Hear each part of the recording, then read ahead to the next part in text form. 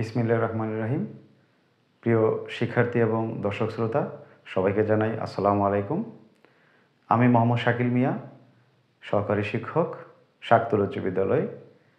আজকে আপনাদের সামনে সপ্তম শ্রেণীর 1.1-এর 5 নং প্রশ্নটি নিয়ে হাজির হলাম।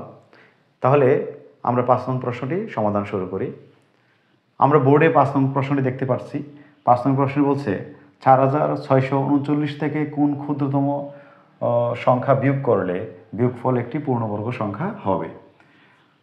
তাহলে এই ধরনের প্রশ্ন যদি আমাকে বলে যে কোন একটি সংখ্যা থেকে কত বিয়োগ করলে, কোন ক্ষুদ্রতম সংখ্যা বা কতটুকু কোন ছোট সংখ্যাটি বিয়োগ করলে বিয়োগফল একটি পূর্ণবর্গ সংখ্যা হবে, তা আমাদের প্রথম যে কাজটি করতে হবে তা হচ্ছে কি, যে সংখ্যাটির কথা বলছে ওই সংখ্যাটিকে আমাদের ভাগের নিয়মে আমাদের বর্গমূল বের করতে হবে।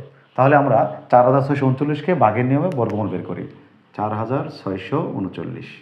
তাহলে প্রথম কাজ হচ্ছে আমাদের জোড়াই লেখা, জোড়াই লিখে ফেললাম।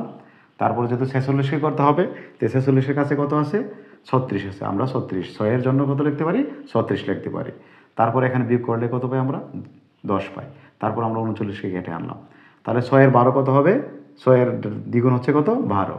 তাহলে এখানে এমন একটি সংখ্যা বসাতে হবে যাতে আমাদের কত আসে? 1039-এর কাছাকাছি সংখ্যা আসে। তাহলে আমরা 9 বসিয়ে দেখতে পারি। 9 বসালে 9 নং 81, 9 দোকানে 18, আর 8 হচ্ছে কত?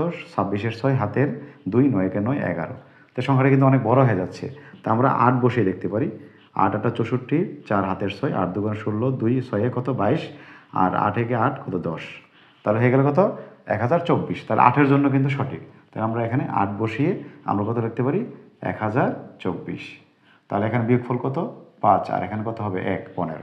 তাহলে আমরা পেয়ে গেলাম আমাদের ভাগফলটা।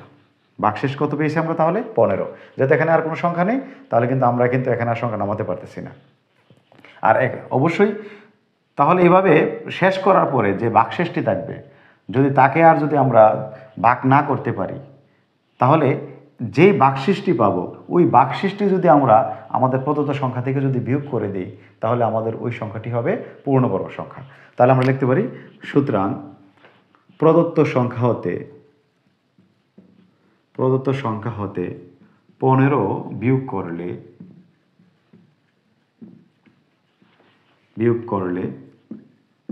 বিয়োগফল হবে পূর্ণবর্গ সংখ্যা।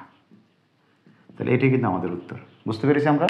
তাহলে আমাদেরকে যদি যে কোনো সংখ্যা যদি বলে যে কোনো সংখ্যা থেকে কি বিয়োগ করলে বিয়োগফলটি পূর্ণবর্গ সংখ্যা হবে, তাহলে আমরা এইভাবে বর্গমূল করতে পারি, এবং বর্গমূল করার পরে যে ভাগশেষ থাকবে, তাহলে ওই ভাগশেষটি বিয়োগ করে দিলেই আমাদের প্রদত্ত সংখ্যাটি হয়ে যাবে? পূর্ণবর্গ হয়ে যাবে। তাহলে আজকে এটাই ছিল আমাদের আজকের প্রশ্নের আলোচ্য বিষয়।